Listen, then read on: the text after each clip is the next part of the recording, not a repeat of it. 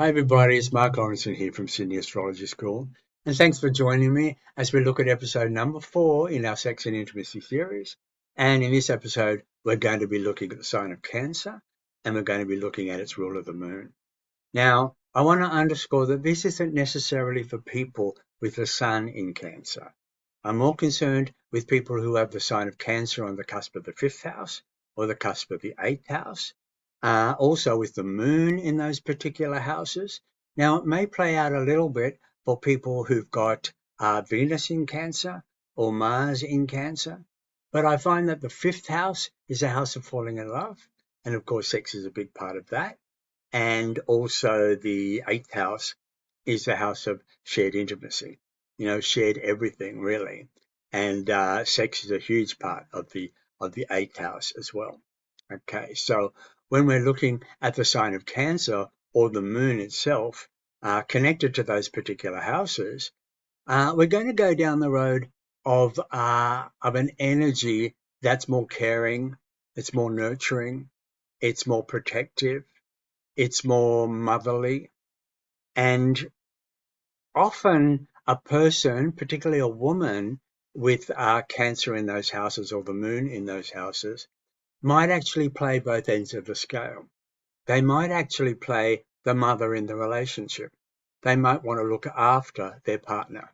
They might want to care for their partner, nurture their partner, cook for their partner, feed their partner, that kind of thing, act out the motherly role. Or it could go the other way. It could want to be like daddy's little girl, that kind of thing. It could be a little bit, it could be a little bit like they want their partner to parent them, to father them. I need daddy to look after me. I need daddy to keep me safe. I need daddy to keep me secure. And so I'm not saying there's anything wrong with that, but it might actually take out the equality in the relationship, the equality of two people coming together as fully fledged adults rather than playing out certain roles. Now, for a man, he might go looking for his mother. He might go looking for a type that replicates his mother, or at least a person who's going to play mother in his life, do all the motherly things for him. As I said before, maybe finding a woman who does look after him, who is in the kitchen quite a bit, who likes to have kids. He might go looking for that kind of thing. But at the same time, I want to actually say the Cancer energy in these particular houses are trying its best to be able to feel emotionally nourished and emotionally nurtured themselves through relationship as well. That's really, really important to understand that they get fed by relationship. They thrive through relationship. It's like their plant gets watered through intimacy and through sex. So I want them to understand that the feeling of them coming to life and feeling happy and feeling joyful will be in these particular areas. Really, really important. Now, Cancer is one of those signs that tends to attach, and I find a lot of people with Cancer in these particular houses or the moon in these particular houses can go down a very codependent road. I need you. I need you to give me what I want emotionally. I need you to love me. I need you to look after me again. And so there's a neediness that comes with this and a feeling of not wanting to let go, a feeling of holding on.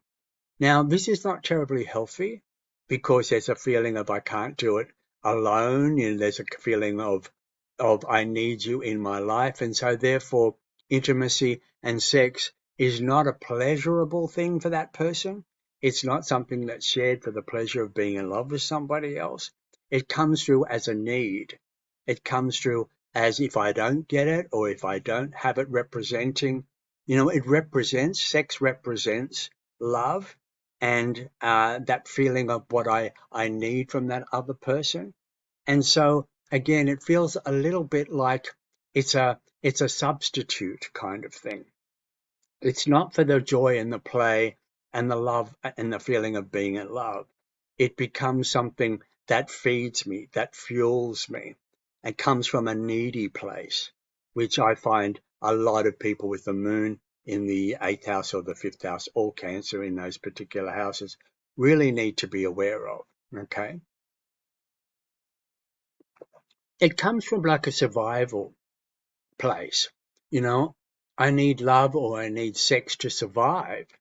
And as I said, it's still coming from a more desperate area rather than a loving area. So I want to say that people really have to be aware of that. They have to be very conscious of what sex means to them and how they enjoy sex rather than actually feeling that they need it to keep themselves alive. That's a really, really important thing to remember. Now, something that's I see a lot with Cancer or the moon in those houses is a feeling of not being able to trust terribly well. A feeling of being a bit trepidatious in these areas, a feeling of being guarded and overly protected in these areas. Cancer and the moon is very, very personalized. It can be very easily hurt. And so therefore, going into these areas for them feels a little bit like, what's going to happen? Are people going to come in? Are people going to hurt me? Am I going to be left? Am I going to be abandoned? All these kind of thoughts will go through their minds. So the guardedness, the Cancer shell, the guardedness will come into this. And so again, it's kind of like you have to tread very carefully around these kind of people, because you have to know, what upsets them, what hurts them, those kind of things. Now, I'm actually going to go down the road of saying that a person who plays that one out will never really be be emotionally open enough to enjoy these areas, because they're always going to think these areas are going to bite back. That feeling? It feels like if I open myself up too far, if I give my heart away to somebody, it's going to actually get trampled on in the end. Somebody is going to take it. Somebody is going to do something with it. And so therefore, the guardedness comes in a little bit too much, and it gets in the way of the enjoyment of what's going on here. So rather than actually being scared of opening yourself up because what you might think another person's going to do to you, you need to be able to come into a place of being able to find ways of generously giving on the level of you understanding that the connection between you both and the feeling of two bodies coming together is more around a heart space. It's more around both your feelings coming together, both of you being able to connect on an emotional level, and both of you being able to share emotionally. And I honestly believe that the sex is actually part of that. It's not separate from that. It's part of that. So if you can join hearts, if you can come into a place where you can really merge together on the level of how you feel about each other, I honestly believe that all the protection and all the fear and all the non-trusting will actually start to melt away, for sure. Now, the moon in Cancer is like that, goes up and down, The moon is like this in our lives. And it goes through moods, it goes through certain energies at certain times. And so therefore, the moon in the 5th and the 8th house will do the same kind of thing. It feels like I'm in the mood, I'm not in the mood, I'm in the mood for this, I'm not in the mood for that. And so I want to say be aware of that. I want to say honor that, honor your moods. Sometimes you can be moody just for the sake of being moody, and that can be challenging to deal with. But I want to say, go with the flow of your moon, go with the flow of your moods, go with when the flow is heading in that direction, go with it and make it really positive. When you're feeling something very, very different, go with that too.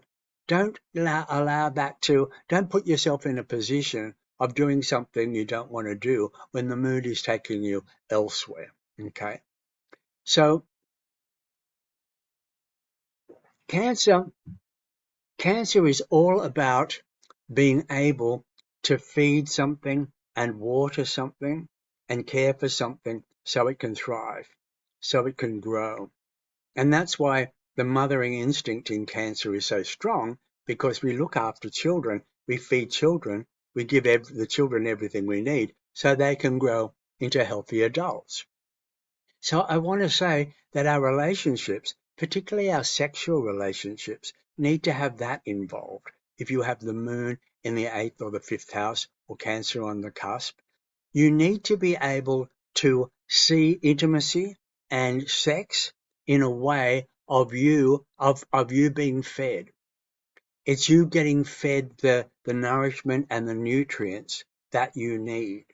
So it takes the edge out of it, and it takes the fear out of it, and it actually becomes something on the level of you. It feels like, watering a garden or watering a plant or looking after a child.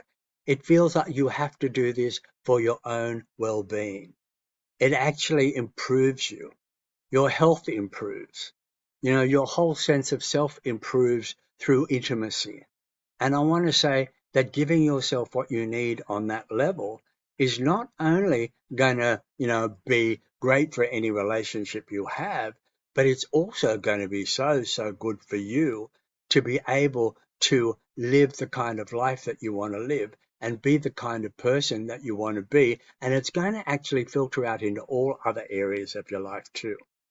When you're happy there, and when you're getting your nourishment and your water in that particular area, it is going to actually give you what you need in all the other areas of your life as well.